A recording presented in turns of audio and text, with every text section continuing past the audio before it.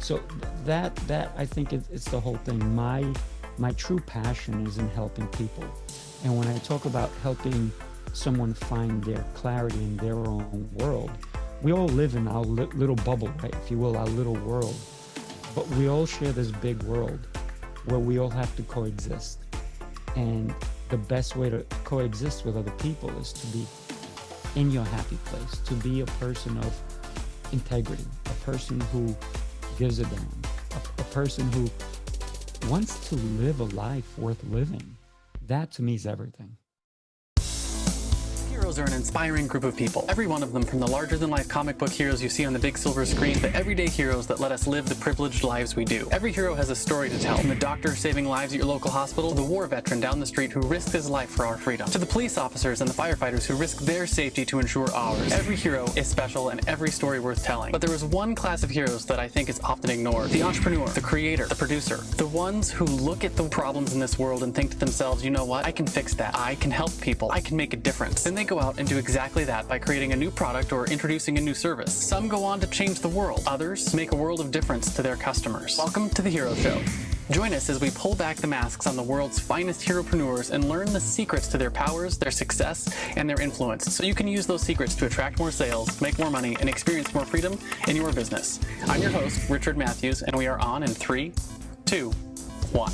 Hello, welcome back to The Hero Show. My name is Richard Matthews, and today I am excited to have on the line Rafael Gomez. Rafael, are you there?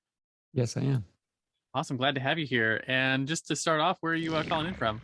I'm calling you from New York. I'm excited to talk to you. I know you have a great podcast. Awesome. So you coming from New York City or New York State? Long Island, New York. Long Island, New York. I got to visit there for the first time this last year. We got to actually take my kids to go do like the carriage ride around Central Park and whatnot. It was really nice. cool. Very cool. Yeah. And our first New York pizza, which I have decided that all of the people around the country who tell you they have New York style pizza are lying, because it is nothing like the pizza that's actually in New York. It's got to be the water. I think it's the water, you know? I'm not sure what it is, but the pizza in New York it's like a whole different category of food that it's like elevated beyond pizza. So, You know, I had a friend who lived in Arizona, and every time I visit her and her husband, I had to bring 2 pies with me on the plane because they needed New York pizza. And so every couple of months, I would ship them a couple of boxes of pizza, you know? Yeah. And I remember like we get there and like the slice of pizza is not like a slice of pizza. It's like this massive slice of pizza. I ate like 4 of them, which I think was like an entire pizza, because I was like, this is so good. I don't care if I die while eating it. But anyways, I very much enjoyed visiting New York, and was surprised to find out that New New Yorkers are nothing like they're portrayed in Hollywood. They were all super friendly and very helpful, which again, you get this whole like, New Yorkers are gruff and mean thing from Hollywood, and it's just not true. Yeah. Well, it depends who you talk to or what time of the day. Yeah, I guess, if traffic hour, I guess. Yeah. But anyways, so what I want to start off with is I want to do just a brief introduction of who you are for my audience who may not know who you are, and then we'll just dive into your story. So, Perfect. Sifu Rafael is an advanced mental game coach who's helped thousands of people elevate to a higher level of consciousness. Rafael works with individuals, groups, and businesses to help them find clarity, purpose, and their understanding of who they are really are in the world. And your mission is to help those who are ready to make a difference in their world and the world of those that matter most. So what I want you to start with, Rafael, is what is it that you're known for? What's your business like? Who do you help? How do you serve them? Great question. One of the things that I've created a niche for myself in martial arts as someone who is an expert, right? I teach a lot of different types of weapons, Chinese weapons, and through helping people understand movement, I've also, when you're helping someone understand certain things and they're going through different troubles in their lives, all of a sudden this discussion comes up of, well, I'm going through this at work, or I'm going through this at home, or how are you so successful at what you're doing? And I noticed that I'm always getting emails from you, and it's emails I want to read because they have great content in it. So I guess I am that person that people look up to to help them define who they are as far as family, business, and their personal life. So it's led me in a journey of self-discovery, because in order for me to help anyone else, I had to find myself, right? Like they say on an airplane, first put the mask over your face Yeah, and and then then you can over help someone others. else, right? So that I think it's the whole thing. My true passion is in helping people. And when I talk about helping someone find their clarity in their own world, we all live in our little bubble, right? If you will, our little world. But we all share this big world where we all have to coexist.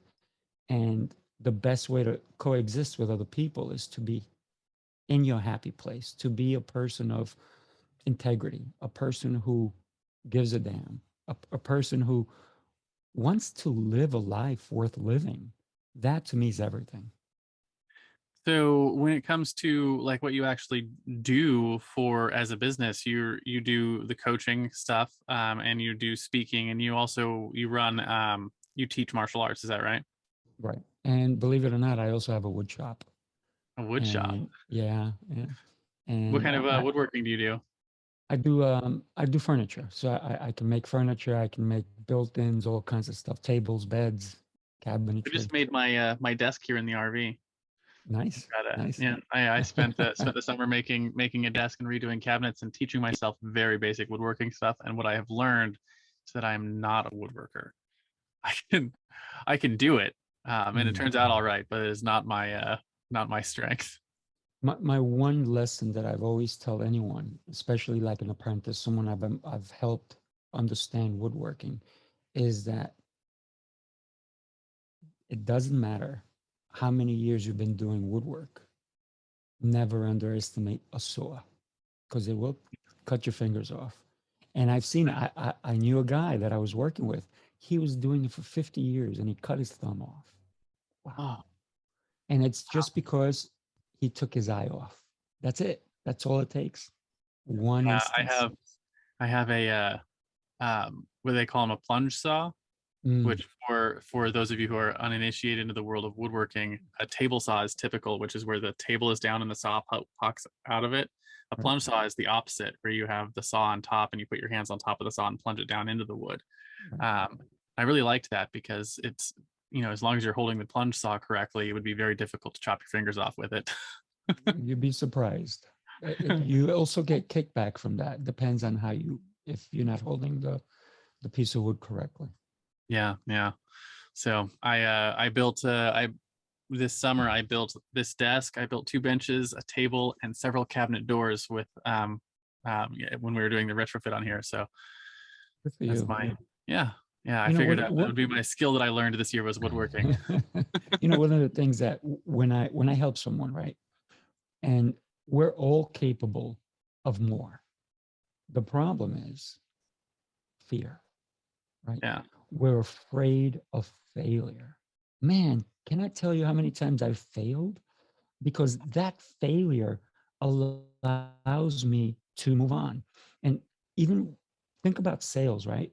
Why are people a bad salesperson? Because they're afraid of that no. Give me 1,000 no's. I'm okay with that. I know that that one Yeah. yes is going to change my life. So I teach people to get out of their own head. You can do anything you want. You can do woodworking. You can build a car. You can take it apart. You can go to space. You can do anything. Yeah. Get Yeah. And that I know fear out of the way. the mistakes and everything are just they're part of the journey, right? And Mhm.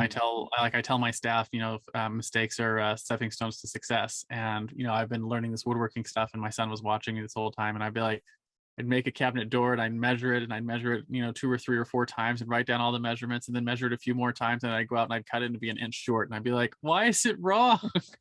And then I'd come to find out it was like I didn't take into account the offset for the hinge.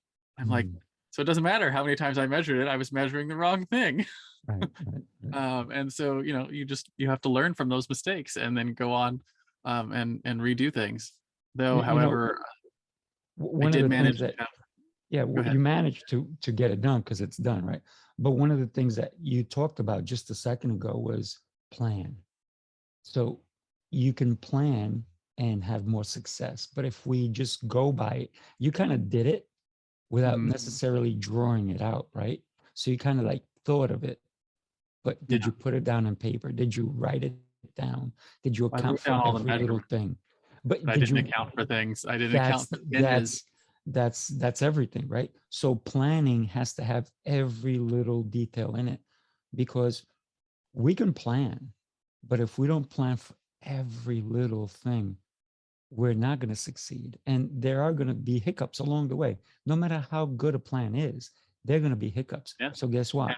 in that case, like, you don't know what you don't know. I didn't know I had to account for the hinge Right, offset, right, so I couldn't have planned for it until I did it. I'm like, oh.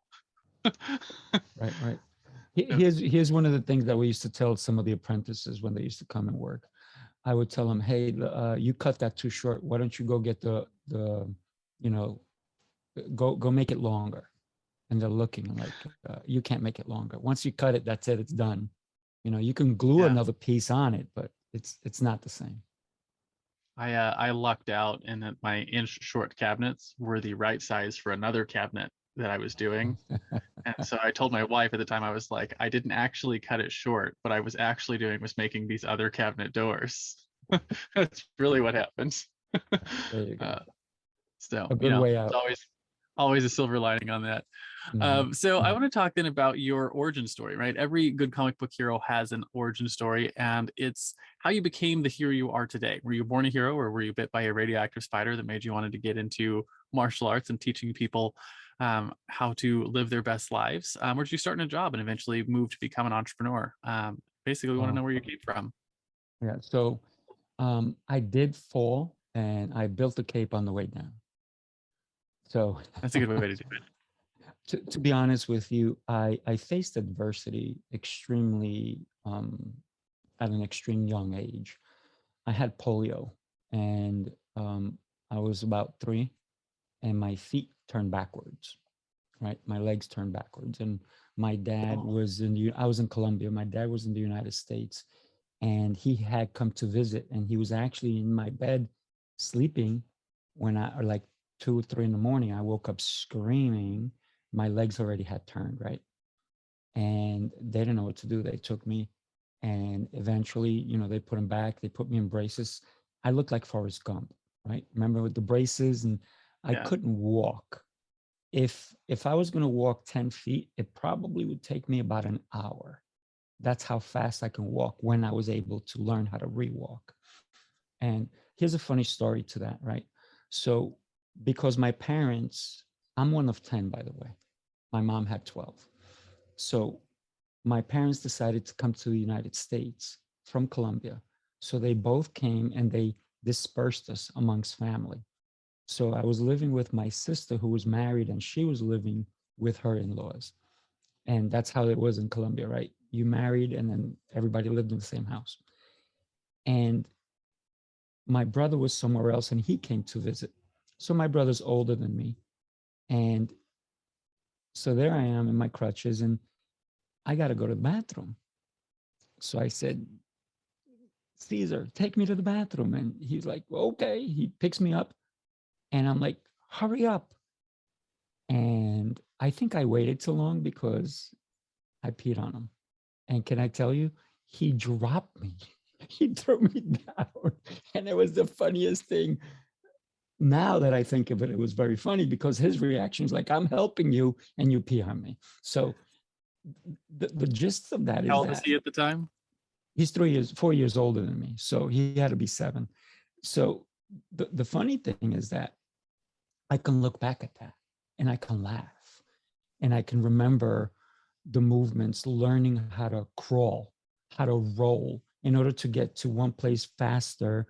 What I wound up learning how to do was rolling. So I learned how to roll around to get somewhere because the walking was going to take me forever. So I was in those braces for quite some time. And then later on, I had to wear orthopedic shoes. I think I was in those braces for about 2.5 years. Then I wore orthopedic shoes till I was about 12 or so.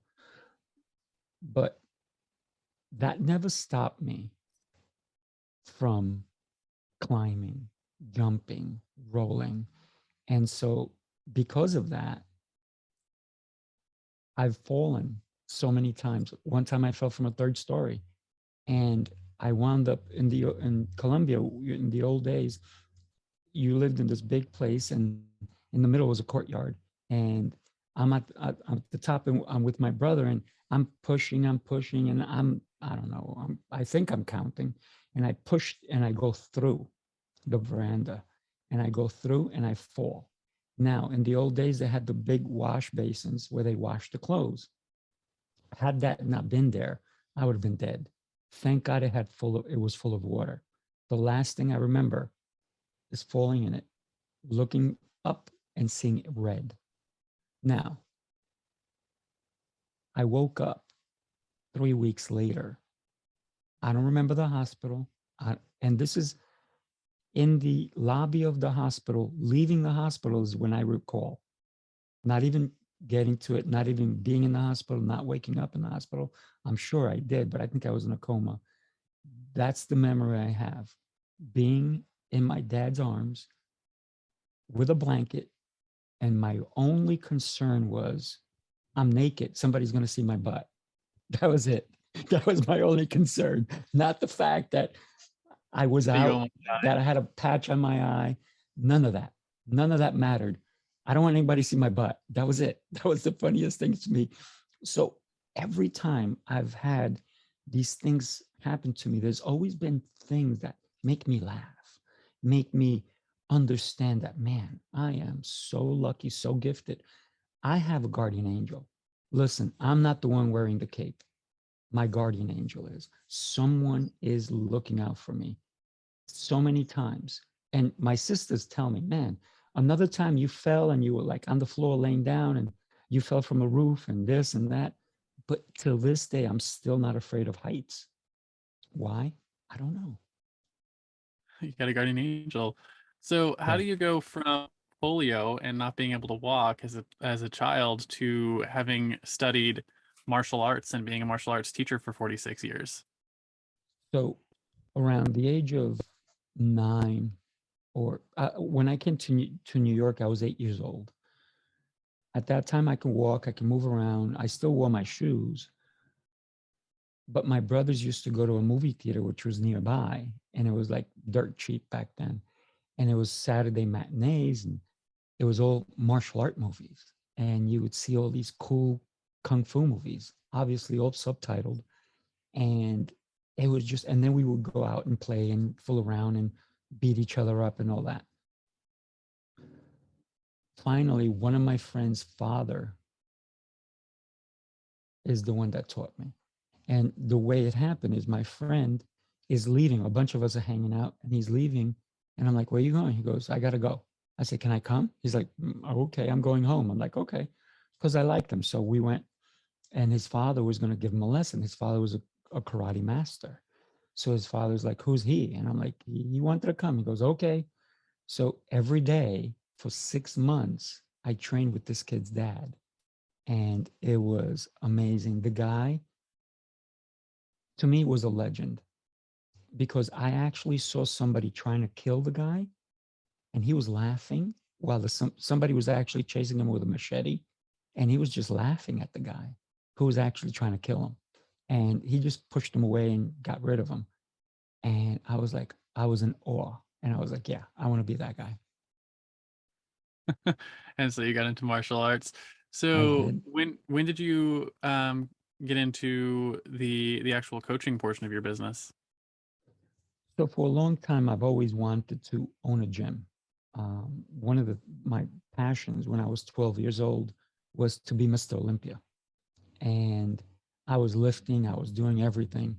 And I was up to 500 push-ups every day without fail, um, thousands of sit-ups every day, like crazy. Me and my friends were nuts. That's how it started. We all challenged each other. And what wound up happening is I got pneumonia, and I was in bed for a month. And I would literally try to get up out of bed, like say, okay, I'm going to get up now, and pass back out and wake up hours later and go, I couldn't get up. And I was like that for a month. And that took that whole dream away. because I said, okay, I can't be Mr. Olympia, but that was a dream. And I said, but I can still work out. I can still do things. So I always would work out, do things that kept my body fit, and still did martial arts. And so my goal was to always own a gym to empower other people. And when I started training in a different martial art, which is the one that I teach now, I got lucky because I called him up. I trained in the basement of a church with a guy who looked like Lou Gossett Jr. If you don't know who he is, Top Gun, right? And Yeah. he, my teacher looked exactly like him. And it was, I would pay $5 a week to go and train for hours and just sweat all over the floor. We'd fight in the dark. It was just amazing stuff. From there on, I went and I found my grandmaster and his disciples, and I started training with them. And eventually they put it in my head. It's like, you don't want to own a gym, you want to own a martial arts school. And I was like, yeah, that's what I want to do. I want to own a martial arts school. And little did I know, it truly became that. So I used to do, I've had so many different jobs. At 10 years old, I was cleaning bingo halls. I was selling shish kebabs. I was selling ices. I was selling Puerto Rican flags at the Puerto Rican Day Parade in New York, which was huge. And anything I can get my hands to make some money, I was doing. So what wound up happening is I was doing interior design architecture at the time. And I said, I'm going to stop that because the politics were crazy. And I went into personal training. So I was already a trainer. I was training people. And so what wound up happening is I said to my girlfriend at the time, I said, you know, I'm ready to open up that Kung Fu school. And I borrowed $20,000 from my sister and opened up. And the rest is history. That's really cool.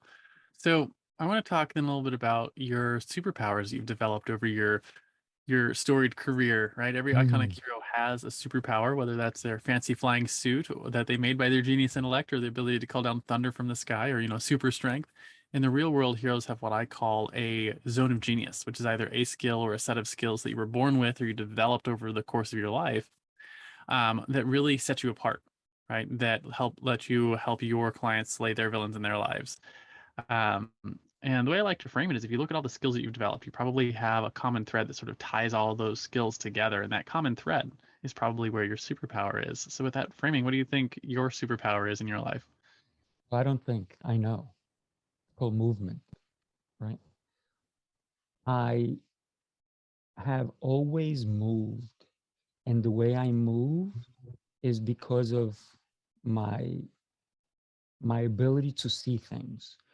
When I look at someone else move, I can tell by their movements if they understand a move or not. So my superpower to me is movement. Movement's everything.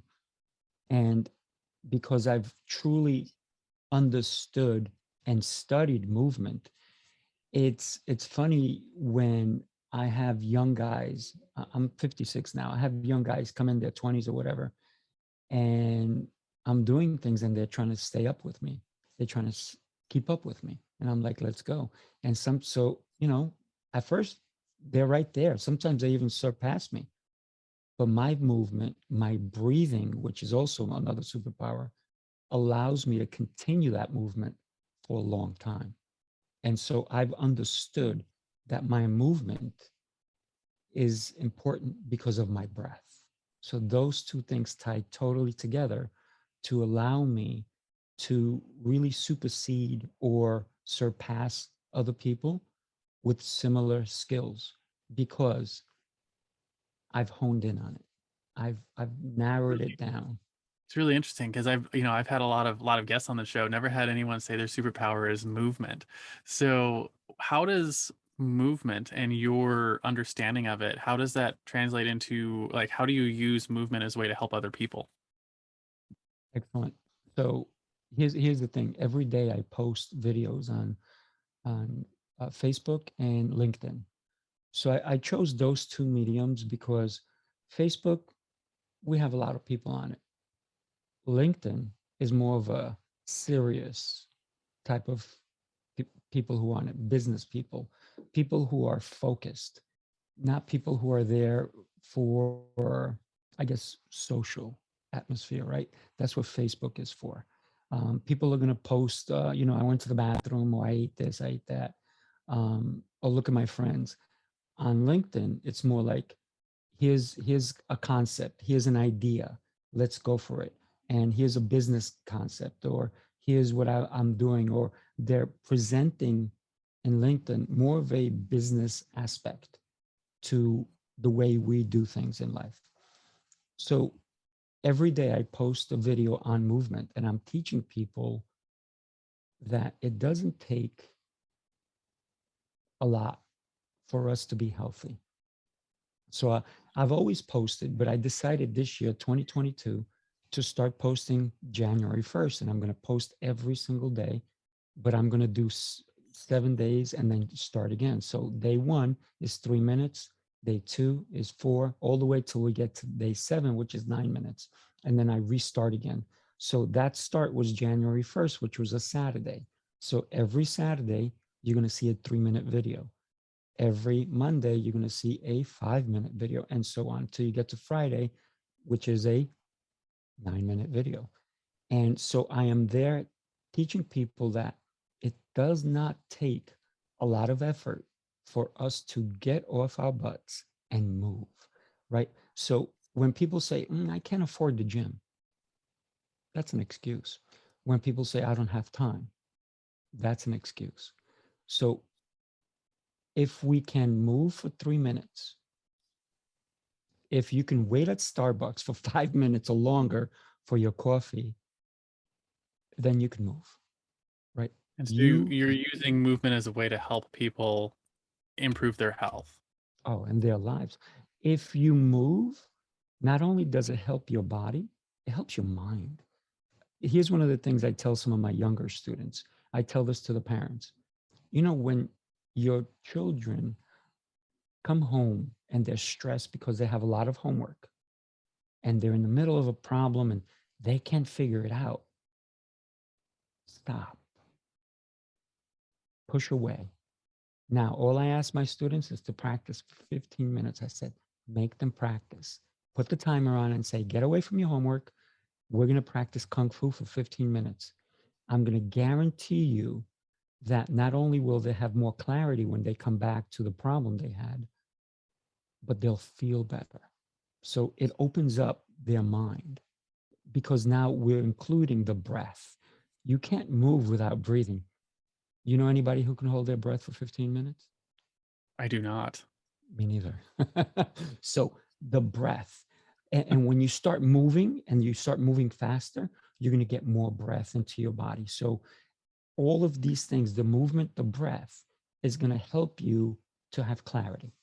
And that's huge. So one of the concepts we talk about on this show all the time is giving yourself, as particularly as an entrepreneur, permission to play. And the concept is that for whatever reason, entrepreneurs are very apt to say that I will work until I've accomplished a goal and then I will reward myself with rest and relaxation. And since we don't really have good goals or good ideas of when we've achieved them, we've never achieved them. So we never rest or relax. We just work ourselves to death, which is it's an unhealthy cycle. So one of the things that we talk about regularly is that entrepreneurs should you can't show up and work and do good work unless you are rested, right? Unless you've actually taken time to take care of yourself first. Mhm. And so I always say, start with rest and recreation. And when you do that, then you can show up and actually do good work. So it's the inverse of what most people think. 100% agree. Here's my thing, right? We all have a purpose in our lives. If you look back in history, everyone's lives is very short, very short. We should live longer, but we put a stop to it. Why? Because we stop moving, we stop breathing, we stop living. Who cares if you worked 80 hours this week, but you lived none? Nobody cares, right? You know who Yeah. cares? The people you're working for, right? They care. Oh, you should have done 90 hours instead of 80. But to have a life worth living, you need to live it. That's it. Money is important, but your life is way more important. So a lot of people, entrepreneurs, must learn to live a better life, or they will be entrepreneurs and they may be great for a short time, a short Yeah. time. I want to be an entrepreneur forever. I I've listen, yeah, we have to live a long life. My great grandfather lived to be 113. My goal is to kick his butt and live way longer than him. I have the same goal. And I always tell my wife, I'm like, I don't want to like I want to skid into the grave.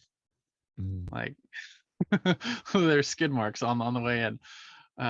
So my I want to talk then about the flip side of your superpower. So if your superpower is movement and helping people move, the fatal flaw is generally it's the flip side of that. So every Superman has his kryptonite, and Wonder Woman can't remove her bracelets of victory without going mad.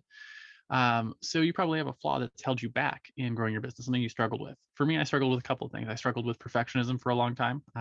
Like I was tweaking a little bit more before I bring it to market, and then you never bring anything to market. Mm. I also struggled with, to our last discussion here, lack of self-care, which in my case brought itself out in like having poor boundaries with my relationship to time and poor boundaries with my clients. So I'd let them walk all over me.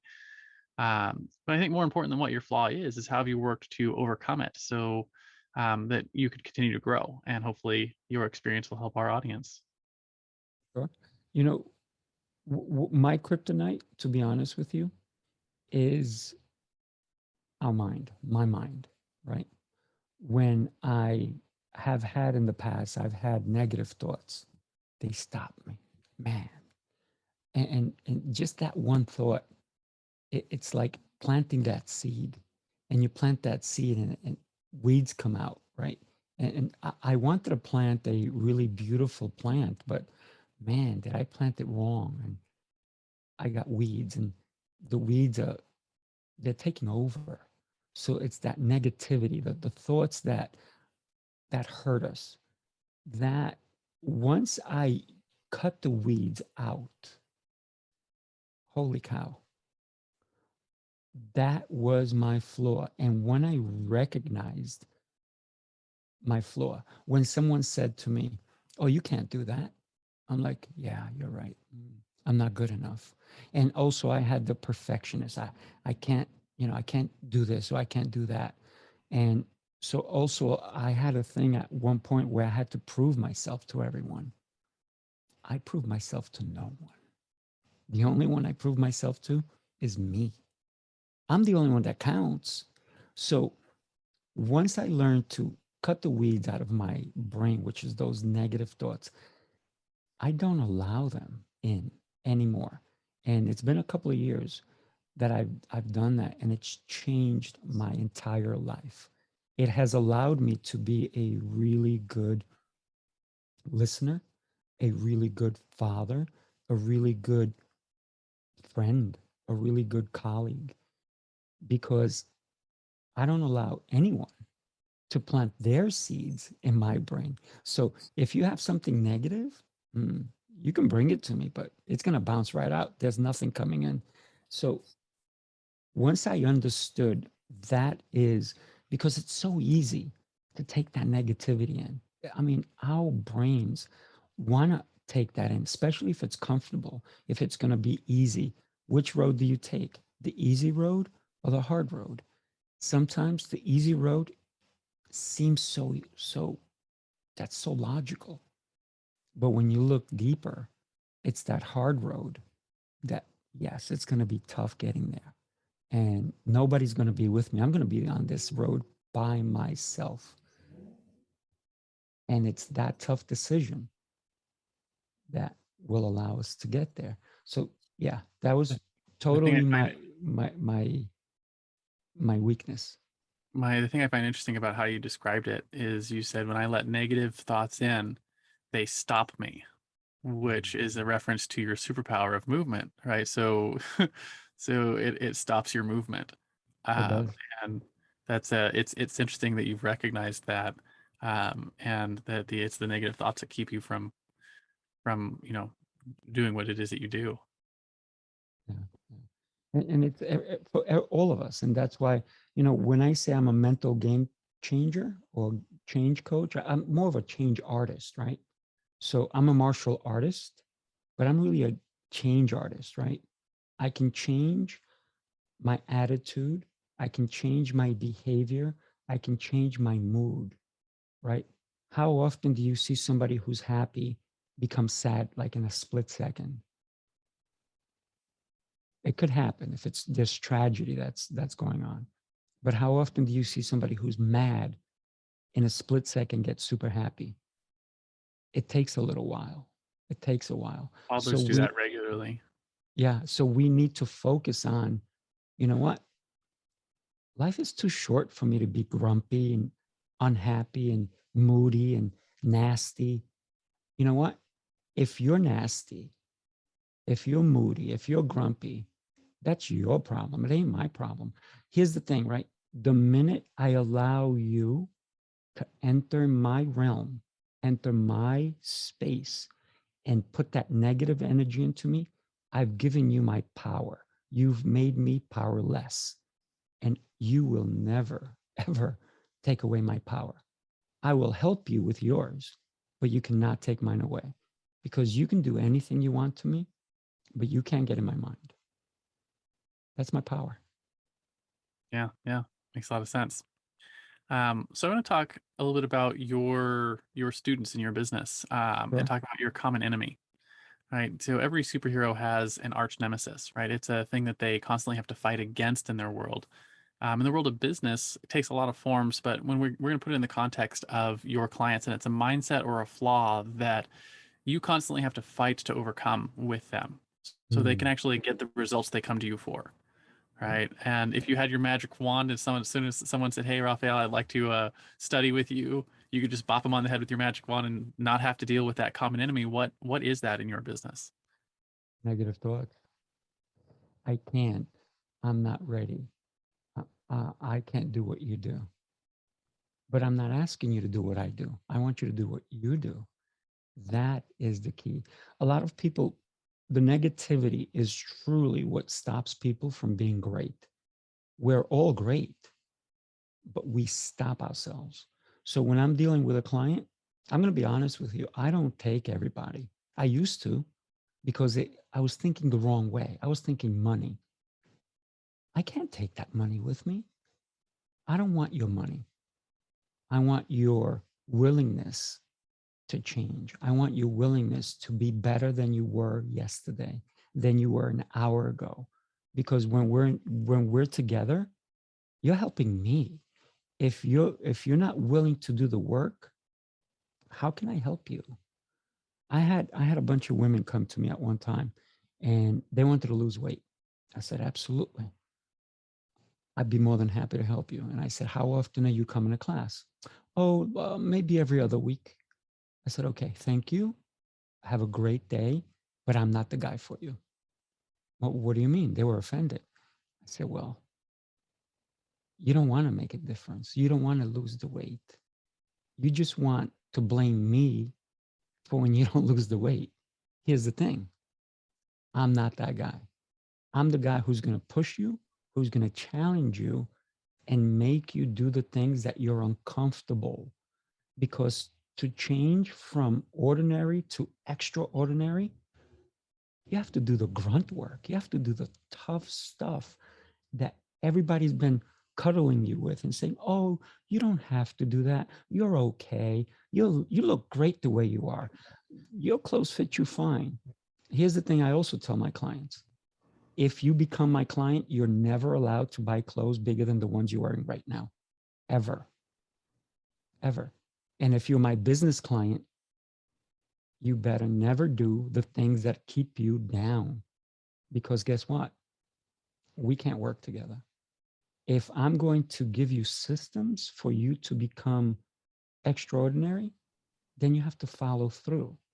If you're not willing to follow through, then we can't work together because I'm going to follow through. If I tell you I'm going to be somewhere, if I tell you I'm going to do something, you can set your watch to it, you can set your calendar to it.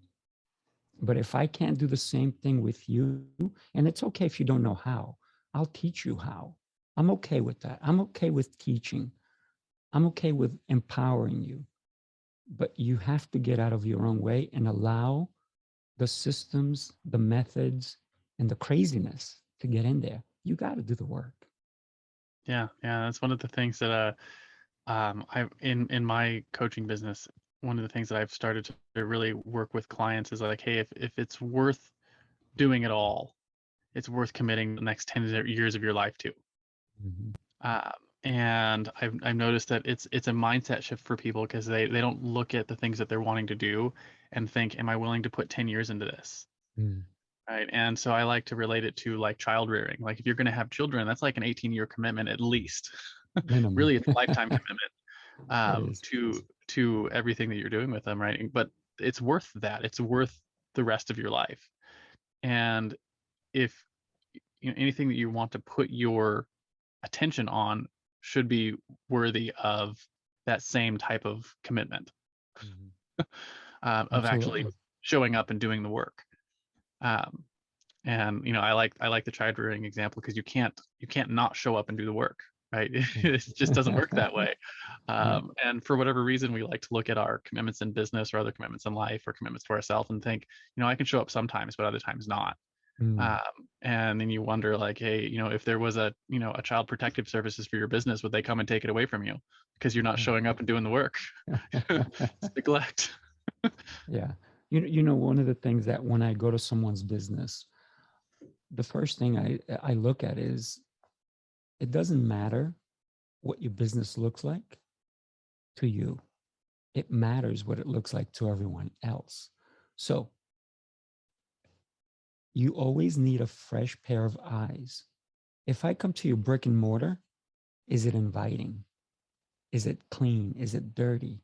Is it are the bathrooms clean? Do I feel at home or do I feel like there's something wrong in this place?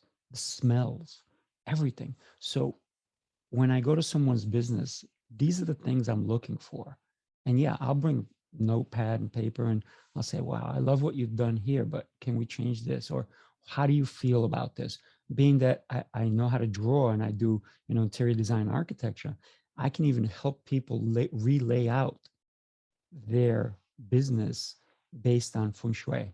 So how do things flow? What colors are going to be more inviting? Do we need certain things here or there? And when I make a suggestion, that's all it is. I don't go into anyone's business and say, you have to do this.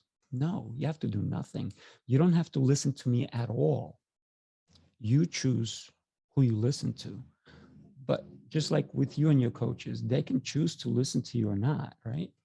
It's important for everyone to understand that coaches, and this might come out bad, but are like roaches. They come out of the woodwork, right? There are a million coaches right now. And this is why I started my show, my coaching call podcast. And yeah, I also do that, by the way. And it was to talk to real coaches who are making a difference in the world, who are making a difference in people's lives. Because when we have somebody in front of you, here's my thing. I want to work with someone who's done it, not someone who thinks they've done it, someone who claims they've done it.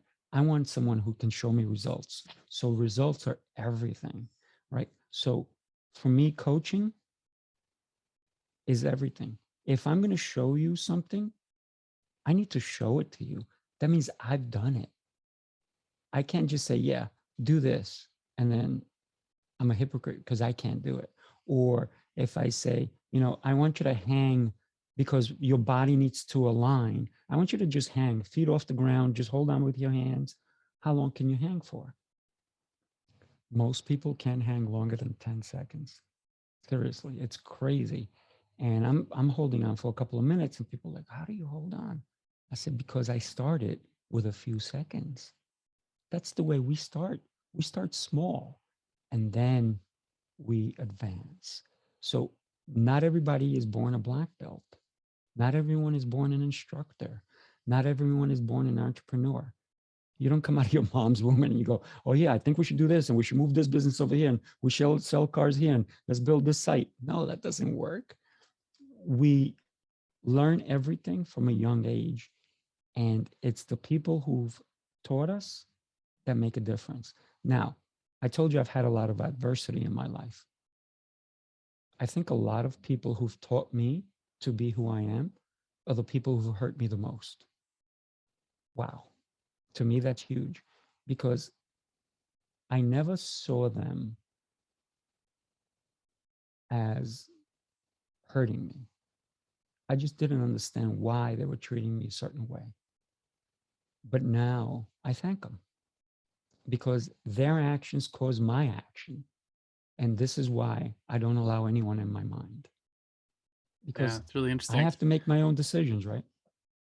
Yeah, and I've done the hang stuff with my son. I can do about a minute, minute and a half, depending on how good I'm Nice. feeling.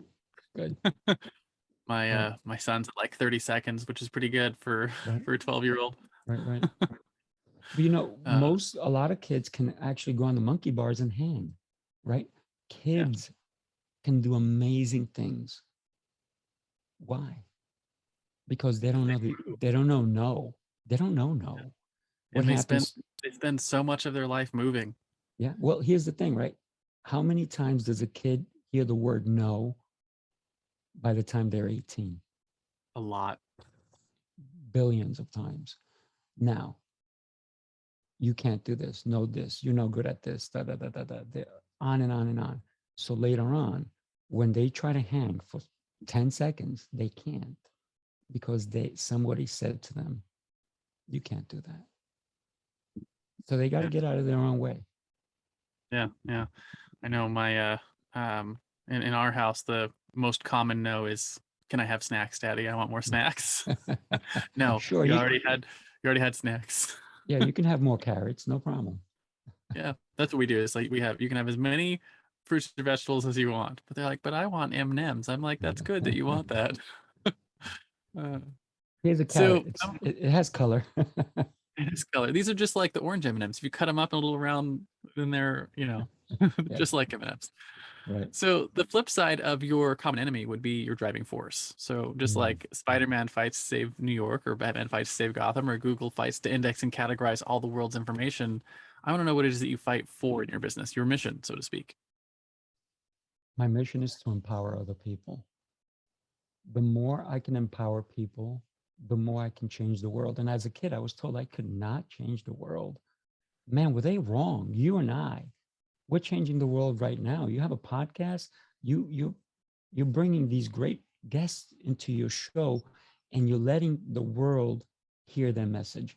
People may hear my message and go, "That guy's full of crap," right? And that's okay. I'm okay with that. I don't care. I'm not here to impress anyone. The only person I need to impress is me, right?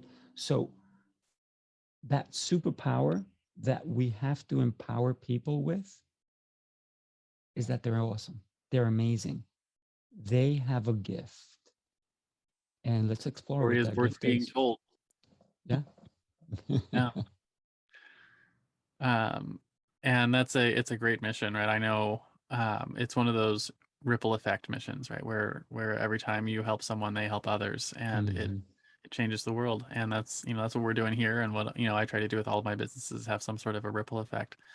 And that's one of the reasons I love entrepreneurs, is because they bring their Mm. value, and their value is what changes the world. So Yeah, absolutely. One of the things that I always do is I coach people at least two for free. No charge, no nothing, no what's in it for me. It's more about them. And they're like, you charge a lot of money. I'm like, yeah. I said, but if you don't see the value in what I'm giving you and you don't do what I'm asking you to do, then I'm going to fire you too, even though you're not paying me. I will fire you If you're not willing to do the work, then we can't work together. So I give back by helping people. My goal is to empower people, and it's not the money, right? Because look, there's certain coaches that I know a guy who only charges $7 to coach people, and he's got really good stuff, and the guy's amazing, but he was homeless. So $7 for him is a lot of money. And the gentleman was homeless. He got himself out of it, and he empowers people. It's not the money for him. It's to make sure that they're at least investing a little bit in order to get his message. And he texts his clients every single day, and he's amazing. And then we have other clients that, or other coaches that may charge $1,000, $20,000 a month, or however much. I know of a coach that charges $50,000 a month. Now, is their message less than the person who charges $7? No, it's perception, right? It's perception. Can you and I afford the guy who charges $7? Without a doubt, $7 is nothing. Can we afford the guy who charges 50,000? There it is. The thought, can I afford that guy? Absolutely. Because investing in him will bring you double, triple, quadruple, even more amount of money if he is worth every penny he charges. And guess what? He is. Yeah. That's it. So I want to talk about some practical things then. We call this the your hero's tool belt, and just like every superhero has their belt with their gadgets on it, things like their batarangs or web slingers or their laser eyes. I want to talk about top 1 or 2 tools or practices you couldn't live without in your business. Could be anything from your notepad to your calendar to your marketing tools, something you use for your actual delivery in your classes or your coaching, something you think is essential to getting your job done on a daily basis. Okay. So this is my journaling, my quick journaling notes, my calendar, one of many. And I even have more books here. Here's another journaling. Those things, if I don't put them down on paper, there's so many messages coming into my head, your head. We have about 10,000 messages that come into our brains every single day. And we can accept them or deny them. Yeah. My thing is, what do I allow in? Right? That's number one. Number two is, what do I retain? And we retain everything, by the way. The thing is, where did I store it? So that's why these things come in handy. So here's the thing that I do a little differently. I journal, right? I put it in a big book, and each book has different areas. And then I put it in a second book. And then I put it in a third book.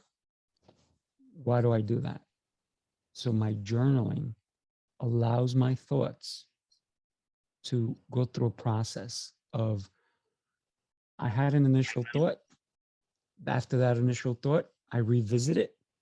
And then I take that one and I go, let me refine it. And then it goes into my journal. And guess what? Later on, I'm going to look at it and go, what the heck was I thinking? Like, oh my, or I'll say, whoa, I can't believe I was thinking like that. That's awesome. So my journaling is important to me. My calendar allows me to be in control, period. Yeah. To control your time. Yeah, because when you and I booked this, you asked me if I wanted to be on it. I said, absolutely. But then we had to figure out what works for you, what works for me. So that calendar allows us to put time aside for things that we think are going to be important. We have to set it up in a way that allows us to have a day that's worth living. Yeah. Either you control your time or it controls you. Absolutely. It's interesting. The journaling I've never really been able to get into a lot, but I have tried several times. I like at night I'll do like stream of consciousness style journaling where you just write down all the thoughts that you have. Right. And I've always been surprised by like you look at them the next day and like 9 times out of 10 you're like, I'm pretty sure I was drunk last night. It wasn't. But if you look through my stream of consciousness journaling, you're like, some of these don't make any sense at all. But every once in a while, there's like really good nuggets in there. Yeah. But you know how many more nuggets would be in there if you did it every day? Here's the thing, right? You know how you do it every day? You carry this thing everywhere you go. You have a smartphone. You have a thought, pop, record. You know, I was going to go to the store today, but then I decided to whatever, right? And just write it. You don't have to write it down. You can speak it out because you have a thought in your head. Just put it out there. Here's the one thing that journaling, I also do a little different, right? I will write everything. I'm right-handed, but I've taught myself as a young kid to be left-handed. So I'm ambidextrous. So here's the thing. I write it with the right. Later on, I'll rewrite it with my left hand. How many people can do that? I can't get my left hand to do anything. So like my Start left hand slowly. is a useless appendage that hangs off the left side of my body. No, it's part of you. But here's the thing. Just like thoughts, ideas, if we don't put them to use, they are useless. Mm-hmm. You don't have an appendage, you have a left hand. So here's the thing, right? Can you write your name the same way, you know, with both hands? Start with that. Write your name. What I've been doing with my left hand stuff is when I built my desk, if I push my keyboard in, I can actually pull out my piano. And so I put I unplugged it, but I have a piano sitting here in front of like at my desk. And what I've been practicing is learning how to play the same chords with my left hand and my right hand, and then also be able to like alternate the rhythms and whatnot. And it's the thing that I've been using to try and train like my left hand to not just be a useless appendage hanging off my left side, but also I want to learn to play piano. So I built my environment, so I have a piano here. Yeah. So you don't have an appendage anymore. You have a left hand. Well, I'm still working on it. It is very difficult to get my left hand to actually follow along with the things that I'm trying to do, but it is getting better. I saw an interview with Bob Proctor before he passed. He passed on February 4th. And I think he was 88 or 87 years old. Brilliant man. He didn't finish elementary school. Or maybe he went up to 8th grade or something like that. But at that age, he was still learning. He was still reading. So if we don't use it, we lose it, right? That's what everybody says. But we don't have to think that because we didn't use it at one point that we have to necessarily have lost it. We can always pick it up. We can always pick up a new habit, a new tool. And when I talk about habits, oh my God, habits. So you asked me what's my tool, right? I'm going to tell you what's in my tool belt. All right. Fruits and vegetables. And you know, my calendars, all my thing, but also it's my eating habits, right?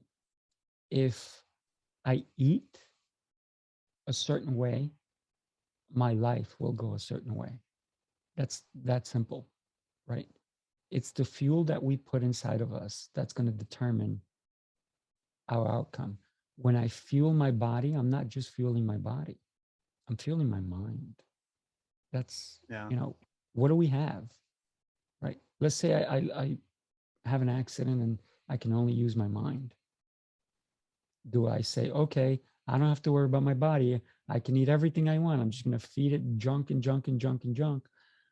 I'm going to cloud up that mind that I had such a great time harvesting, right? If you will, that mind that I cleaned, that I got rid of all those weeds. And now I'm going to plant negativity into it. No. So eating healthy is another tool. And now, a quick word from our show's sponsor. Hey there, fellow podcaster. Having a weekly audio and video show on all the major online networks that builds your brand, creates fame, and drives sales for your business doesn't have to be hard. I know it feels that way because you've tried managing your show internally and realize how resource intensive it can be. You felt the pain of pouring 8 to 10 hours of work into just getting 1 hour of content published and promoted all over the place. You see the drain on your resources, but you do it anyways because you know how powerful it is. Heck, you've probably even tried some of those automated solutions and ended up with stuff that makes your brand look cheesy and cheap. That's not helping grow your business. Don't give up though. The struggle ends now. Introducing Push Button Podcasts, a done-for-you service that will help you get your show out every single week without you lifting a finger after you've pushed that stop record button. We handle everything else: uploading, editing, transcribing, writing, research, graphics, publication, and promotion, all done by real humans who know, understand, and care about your brand almost as much as you do. Empowered by our own proprietary technology, our team will let you get back to doing what you love while we handle the rest. Check us out at pushbuttonpodcast.com/hero for 10% off the lifetime of your service with us, and see the power of having an audio and video podcast growing and driving micro celebrity status and business in your niche without you having to lift more than a finger to push that stop record button. Again, that's pushbuttonpodcast.com/hero. See you there. And now, back to the Hero Show. So I want to talk a little bit about your own personal mentors, right? Every hero has their mentors, just like Frodo had Gandalf, or Luke had Obi-Wan Kenobi, or Robert Kiyosaki had Zurich, or even Spider-Man had his Uncle Ben. Who were some of your heroes? Were they real-life mentors? Were they speakers, authors, maybe peers who were a couple years ahead of you? And how important were they to what you have accomplished over the course of your career? Very important. So some of the mentors I had were my parents, and I did not have a good upbringing. I was abused as a child by my parents, and they taught me so much. And a lot of people like, wow, how can you say that?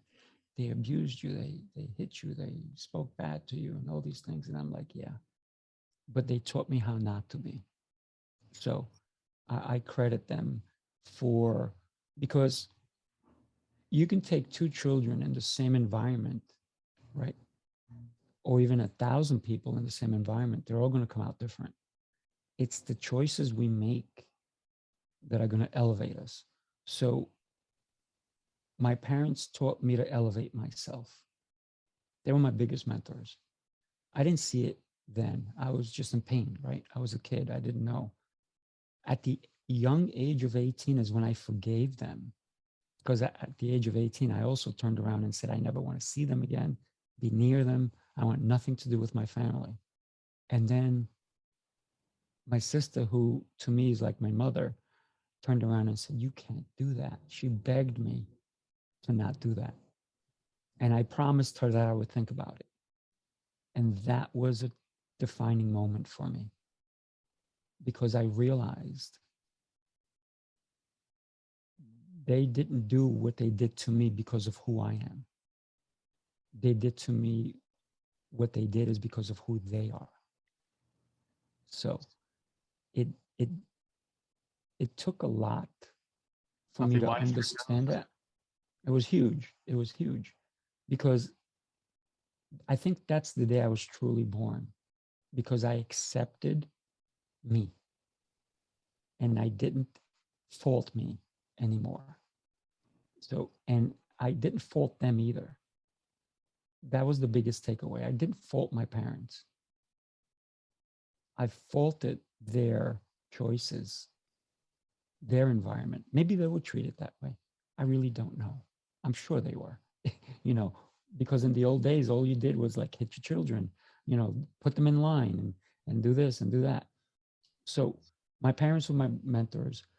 I've had mentors during my martial arts, and unfortunately, a lot of them were in it for themselves. And right now, the mentors I've had in martial arts, unfortunately, I'm no longer in touch with. Why? Because I'm always a giver, and I'm always like, hey, how can I help you? And they turn around and stab me in the back. And I'm like, oh, I guess you didn't want help today. Can I help you tomorrow? And I'm still open to helping them. And it's the craziest thing. And I don't know why I do it. If any one of my old mentors came back to me and said, hey, I need you to do this, or can you shoot this or can you do? Sure, no problem. I would do it. And I've even reached out and say, hey, how can I help you today? And they haven't reached back. So it's kind of interesting. But then I do have mentors in books, right? So for example, I grew up Roman Catholic. I got fed up with church, with the religion. And then I picked up the Bible, right? This is my third time picking up the Bible. And now I'm reading it differently. I'm listening to a podcast about the Bible. And books, the word, the written word, and the interpretation that we can take from it are huge. So the other one is books. Books have helped me in when I was younger. I used to read books, fantasy books, and all this kind of nonsense, which is good, but it didn't plant the seeds in my head. So now I'm reading Napoleon Hill. I'm reading, different books on speeches and working and focusing and all these different things that can build that, which is huge, which is our brain. Yeah. This calculator, this computer, this machine, that's our brain. So now all I do is read books on developing it. Yeah. Those are It's my interesting. mentors.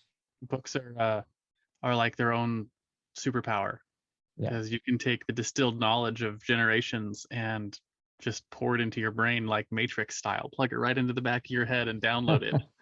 Wait, I know Kung Fu. Yeah.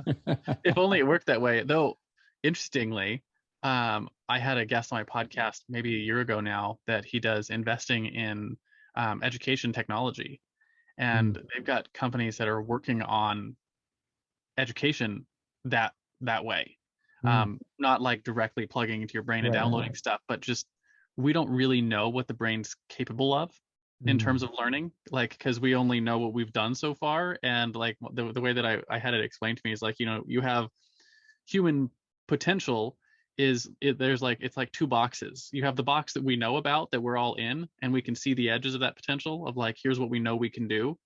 And then outside of that is what our actual potential is, and it's some other box. Like, we have limitations, but we don't really know what they are. We don't know how big the box is outside of the one we're in. Right. And he's like, they've been doing experiments and things where they're seeing kids able to pick things up 10, 15, 20 times faster than like current education methods. And learn it faster, learn it better, learn it more deeply, by with some fancy technology stuff they're working with now. And it's crazy. So, maybe at some point we'll be able to, hey, I know Kung Fu.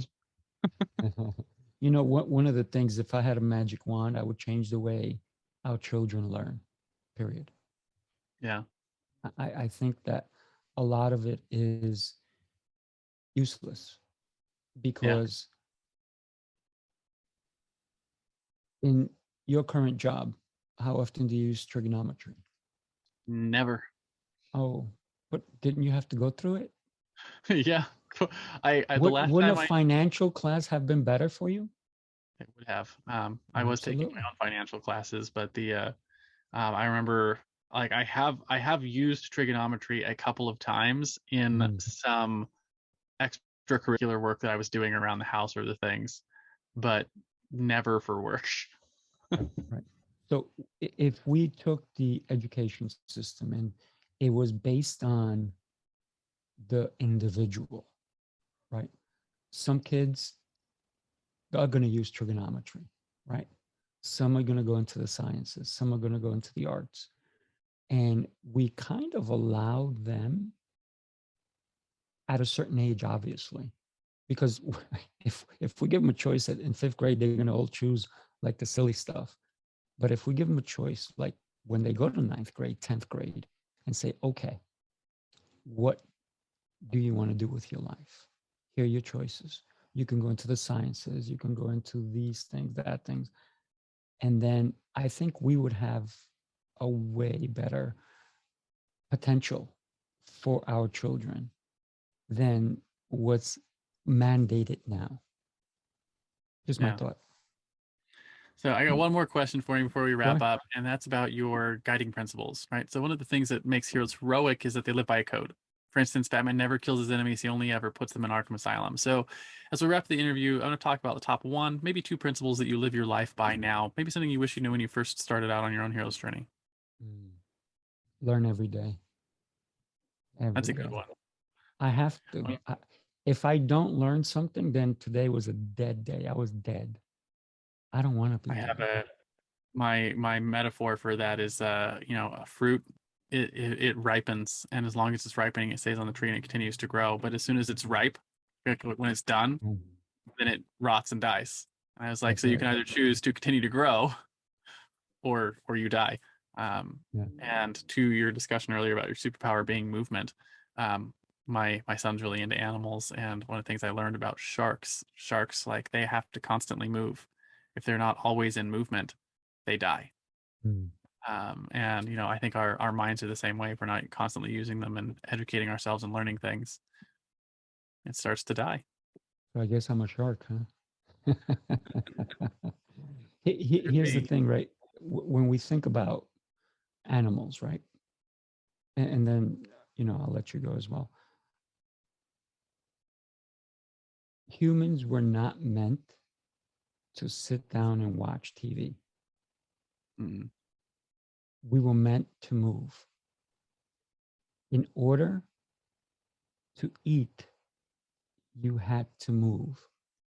It wasn't get in your car, sit, go to the supermarket, use a walker. I call that a wheelchair. Use a walker, put food on it, sometimes bad choices, come back, put it in the, microwave, sit, watch TV, and eat. That's yeah. not how cavemen survived. They survived through movement. So this is my thought, last ending thought. If you move every day, your life will be worth living. I like it. Well, I think that's a great place to wrap our interview, but I do Mm, finish every interview with a simple challenge. I call it the Heroes Challenge, and I do this to help get access to stories that I might not otherwise find on my own, because not everyone is out doing the podcast rounds like you and I do. right. So the question is simple. Do you have someone in your life or in your network that you think has a cool entrepreneurial story? Who are they? First names are fine, and why do you think they should come share their story on our show here? First person that comes to mind for you. Wow. I have so many. Some are martial artists, some are not. Some are So who's just, the first person that comes to mind for you?